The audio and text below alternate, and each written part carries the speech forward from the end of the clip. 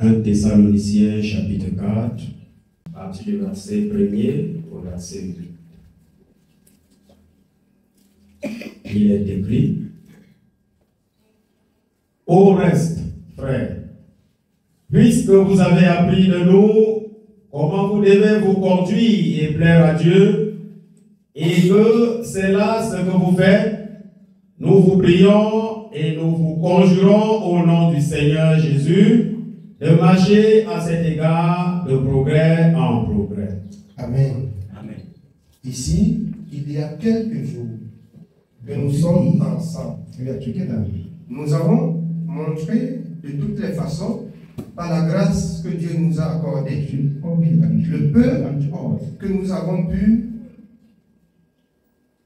vous montrer ou qu'on a pu échanger. Là, c'est ce que Dieu veut.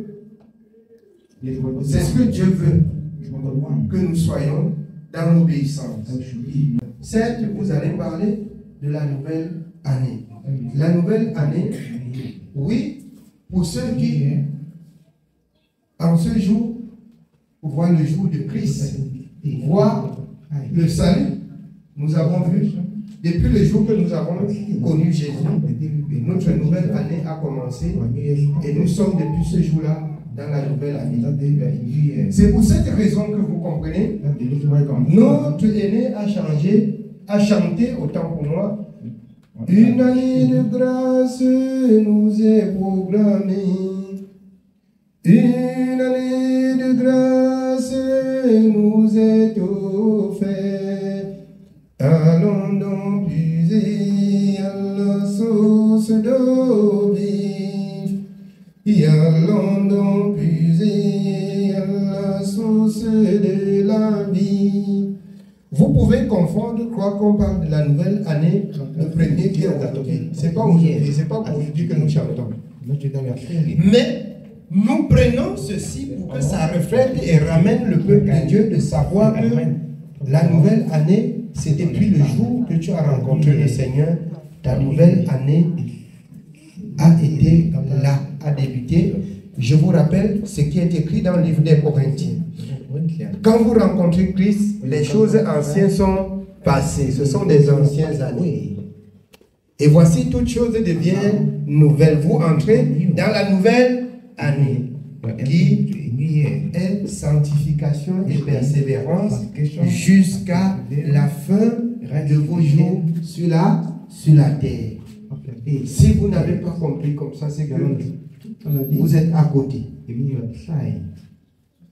Vous êtes à côté. Vous allez comprendre une année de grâce nous est accordée. Vous allez penser que je chante pour les païens. Je chante pour ceux qui sont sauvés. Je chante pour ceux qui sont sauvés.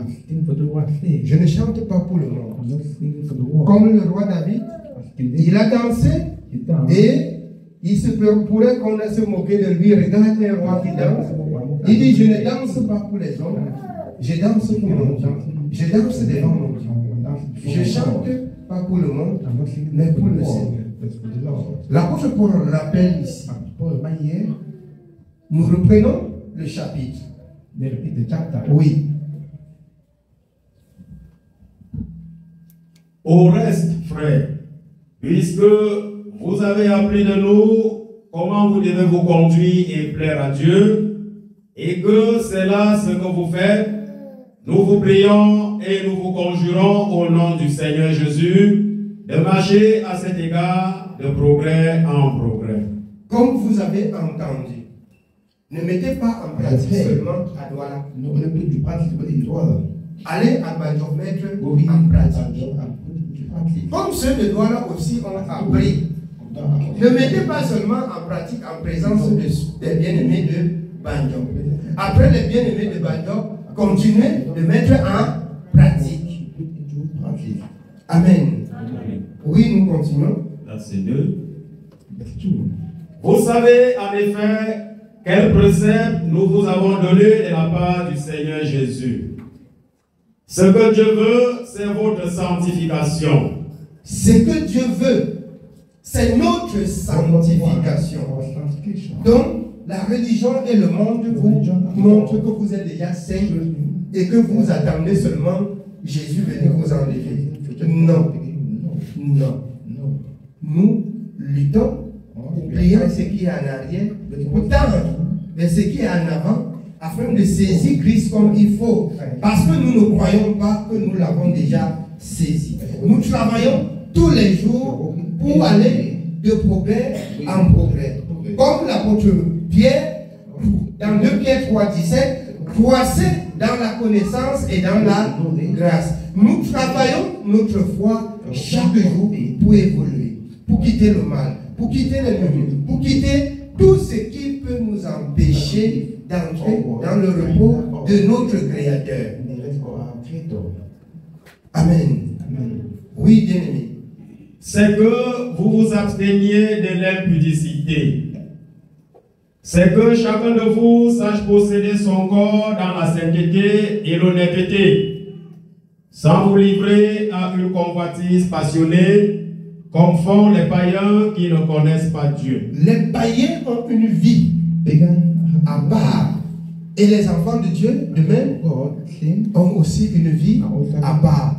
La vie des enfants de Dieu reste ce qui est écrit dans la parole de Dieu, afin que la parole de Dieu dans Jean 8, 47 s'accomplit. Or, ceux qui sont de Dieu écoutent la parole de Dieu et font ce que Dieu demande. Et je vais vous rappeler ce matin, pour vous qui murmurez toujours dans vos cœurs, il parle comme s'il avait beaucoup de connaissances. Il parle comme s'il craint beaucoup Dieu. Il parle comme s'il connaît beaucoup.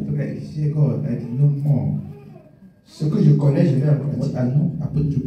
Je ne mets pas en pratique ce que je ne connais pas. Et si je suis ignorant sur un point, je ne travaille pas pour perdre mon âme, je travaille pour sauver mon âme. Le Dieu qui sonde les cœurs et les reins, il va découvrir mon ignorance et il me fera grâce et m'enseignera toujours pour le royaume des cieux. Donc que la prédication, les enseignements ne vous poussent plus à murmurer et à médire. Parce que c'est une gangrène pour votre vie. C'est une gangrène pour votre salut. N'imitez point le mal.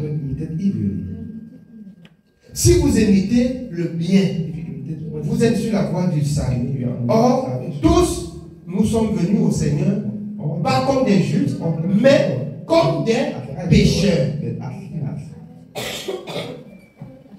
Et ce n'est pas la grâce.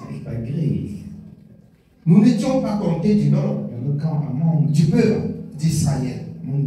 Mais l'Éternel, notre Dieu, nous a gracié en nous accordant un tel salut.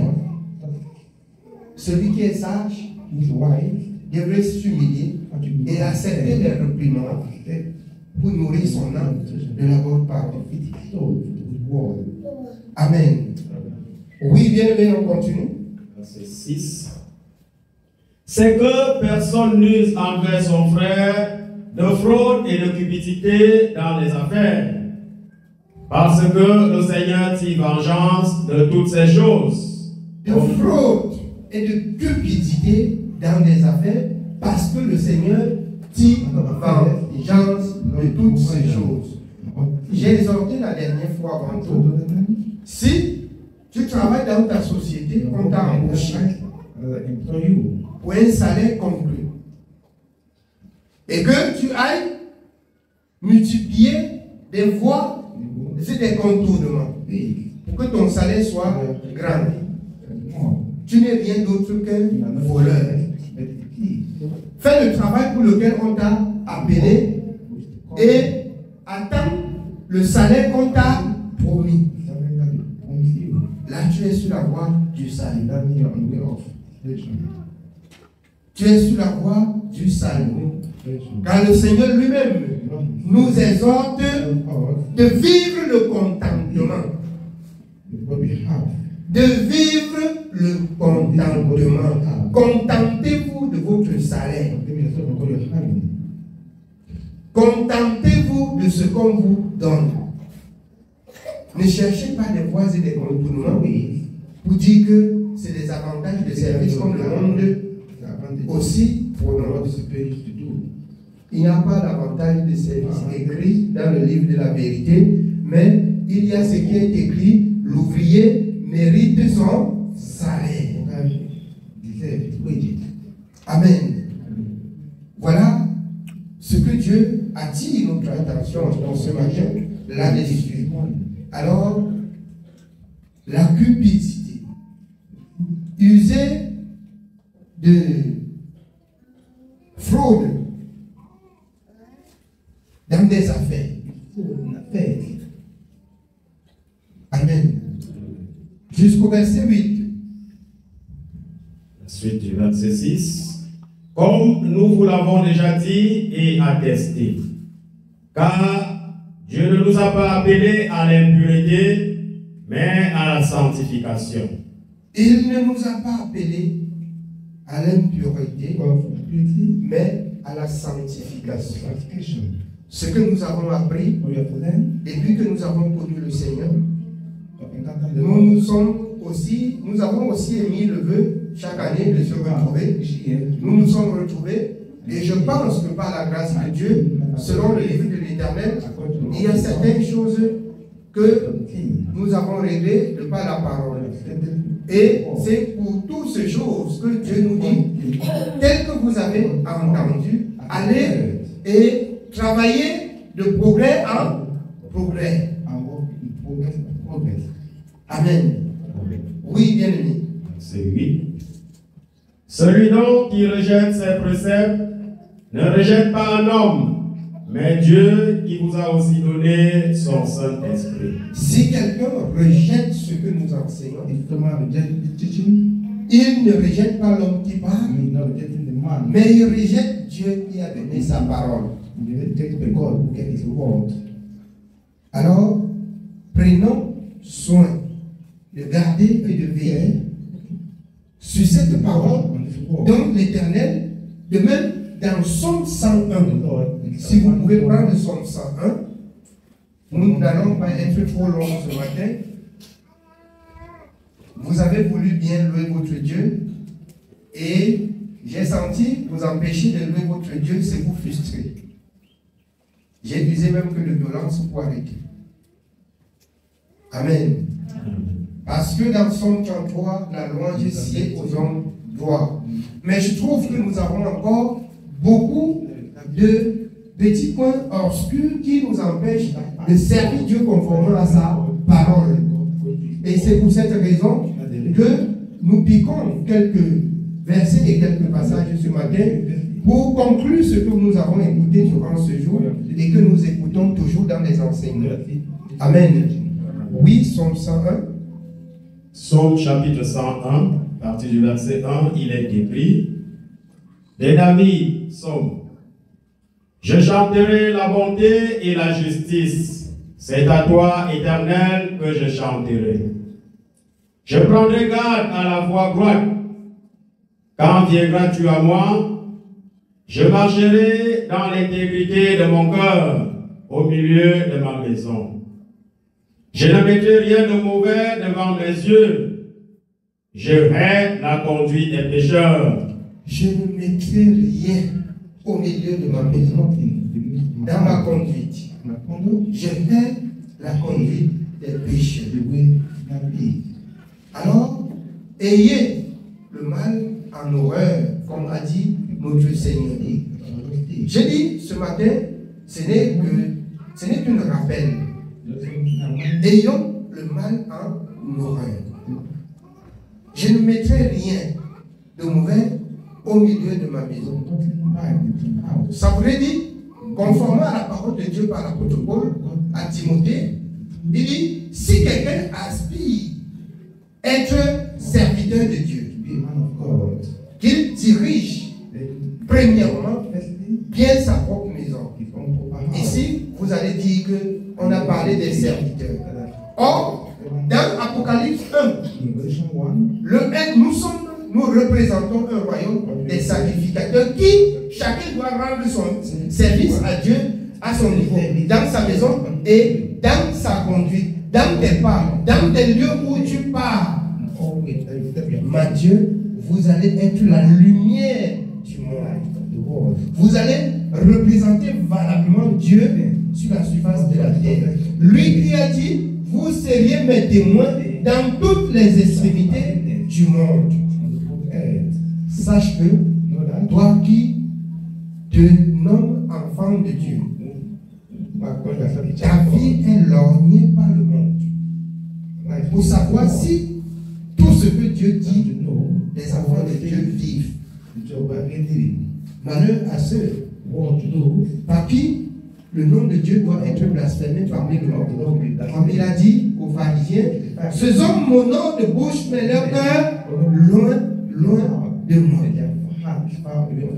Ils disent Amen à l'église et ils sortent, ils présentent l'autre face.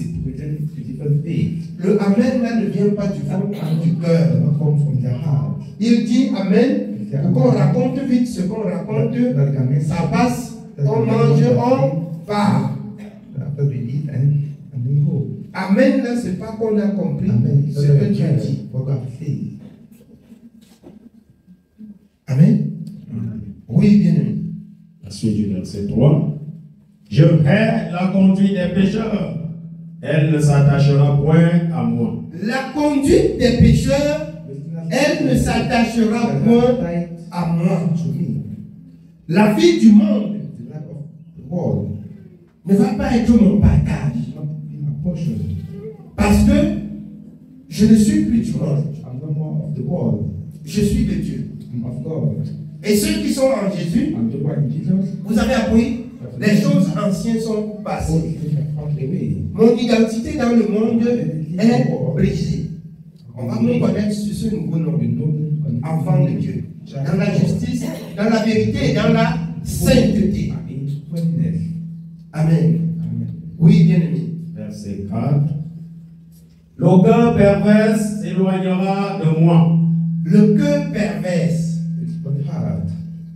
le cœur qui médite le mal, le cœur qui m'approche toujours pour faire le Congo ça. Le cœur qui m'approche toujours pour apporter. Ce cœur s'éloignera de moi. Ce cœur s'éloignera de moi. Je vous ai dit avant tout, faites le bon Congosa. Le bon Congosa est celui de voir un frère qui commet un péché, qui ne mène pas à la mort, et que tu dis à l'autre frère, l'action là est mauvaise, prions pour elle, ou comme c'est toi le serviteur, use de sagesse pour l'exhorter. C'est pas le rapportage. C'est pas le rapportage. Amen. Parce que vous faites la différence sur le rapportage et indoléance que quelqu'un peut apporter pour qu'on porte une personne en prière. Tu as entendu ou n'est-ce pas? On t'a dit seulement. Mais si on m'a dit, c'est pour que je t'exhorte pour que tu ne commets plus ce genre d'action. Je vous exhorte, si vous voyez quelqu'un et vous avez peur de la personne, de dire, il commet des choses abominables vis-à-vis de la parole, vous vous taisez, vous ne faites pas bien. Je dis ce matin, comme vous avez appris, un homme de Dieu, des enfants de Dieu doivent bien diriger leur vie, diriger leur maison, pour pouvoir aussi parler au peuple de Dieu, pour pouvoir aussi parler au monde de Dieu. Sinon, vous venez parler de Dieu dans un état d'esprit mondain. Ce que vous pouvez communiquer de Dieu, vous ne pouvez communiquer que ce qui est du monde et non ce qui est de Dieu. C'est pour cette raison aussi que l'apôtre Paul dit, marchez par l'esprit et vous n'accomplirez pas les œuvres de la chair. 2 Corinthiens 3,17, car le Seigneur c'est l'esprit. Là où il y a l'esprit du Seigneur, là réside la liberté. La liberté d'expression. La liberté de dire à quelqu'un, comme a dit le prophète Zacharie 8 au verset 16, parle à ton prochain selon la vérité. Dis-lui la la vérité, tu n'es pas sur la voie du salut. Ton comportement et ta conduite ne louent pas Dieu. Voici ce qui est écrit. Et si tu n'es pas assez édifié pour ce qui est écrit, va avec quelqu'un qui va vers un ancien, comme la parole de Dieu le dit, et tu dis, voici la situation. Et vous êtes ainsi au service de l'Éternel. Amen. Oui, bien-aimé, on continue. La suite du verset 4. Je ne veux pas connaître le méchant. Je ne veux pas connaître la personne du méchant. Si tu es méchant, vraiment, comme le Seigneur dit dans Job, ta méchanceté ne peut nuire qu'à ton semblable. Mais moi qui suis ton semblable et qui prends aussi connaissance dans la parole de Dieu, il m'a aussi dit, sortez du milieu de. Tu es méchant. Vraiment, je ne dois pas accepter, partager beaucoup de temps avec toi. Parce que l'apôtre Paul me dit dans le livre des Corinthiens, la mauvaise compagnie corrompt les bonnes mœurs. La bonne conduite que j'ai appris de Dieu, tu peux me dérouter. Et tout ça, j'ai accompli la volonté de Dieu. Si vous ne lisez pas, vous faites ce qui est écrit. Osée 4:6. Mon peuple est détruit parce qu'il lui manque de connaissance. Alors le méchant va vous entraîner et vous allez tomber et vous allez accuser les autres. Non, que chacun se plaigne de ses propres péchés. Si tu lisais attentivement la parole de Dieu, tu devais comprendre que si quelqu'un mène une vie de méchanceté, quand il s'approche de toi, tu vas être prudent. C'est la vérité. Amen. Oui, bien-aimé. Verset 5. Celui qui calomnie en secret son prochain, je l'anéantirai. Celui qui calomnie son prochain en secret, c'est la voie du mal. Dieu se charge de l'anéantir. Amen. Oui, bien. Celui qui a des regards hautains et un cœur enflé, je ne le supporterai pas. Le regard de la méchanceté. Un cœur qui, dans son cœur, il tue les gens tous les jours. Il ne l'a pas fait physiquement, mais son cœur tue les gens tous les jours. Voilà le cœur enflé. Je ne le supporterai pas. Je ne le supporterai pas. Amen. Oui, bien aimé. Somme 26. J'aurai les yeux sur les fidèles du pays pour qu'ils demeurent auprès de moi. J'aurai, a dit le Seigneur, le regard sur les fidèles du pays. La fidélité. La fidélité. Jean 14, 15. Jésus dit, si quelqu'un m'aime, il gardera ma parole. Ceux qui gardent et qui sont fidèles. Jean 15, 7. Celui qui demeure dans ma parole et que mes paroles demeurent en lui. Qu'il demande ce qu'il veut et je lui accorde. Ainsi parle l'Éternel. Amen. Oui, bien aimé. La suite du verset 6. Celui qui marche dans une voie intègre sera mon serviteur. Un serviteur de l'Éternel. Un enfant de Dieu. Il marche intégralement selon ce qui est écrit. Il marche dans l'intégrité. Il ne laisse, comme le jeune Samuel, aucune parole de l'Éternel tomber. Il veille pour que la parole de Dieu, à son niveau, soit selon la vérité. Amen. Que le Seigneur nous bénisse. Je ne vais pas être long. Ce que vous avez appris durant tout le séjour et ce que vous avez appris toujours dans les enseignements, allez-y et gardez, faites des efforts d'aller de progrès en progrès. Et que l'année prochaine nous soit aussi un temps de rencontre plein de témoignages.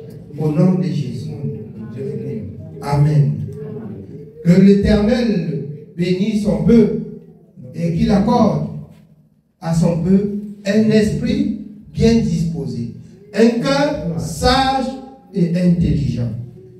Plus qu'il est Dieu, il a dit, je ne vous délaisserai point, je ne vous abandonnerai point, je serai avec vous tous les jours jusqu'à la fin des temps.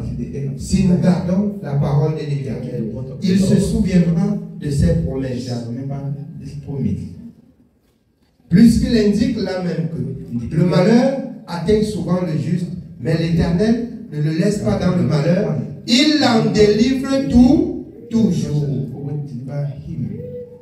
Amen. Que l'Éternel Dieu bénisse son peuple au nom de Jésus-Christ. Amen. Amen.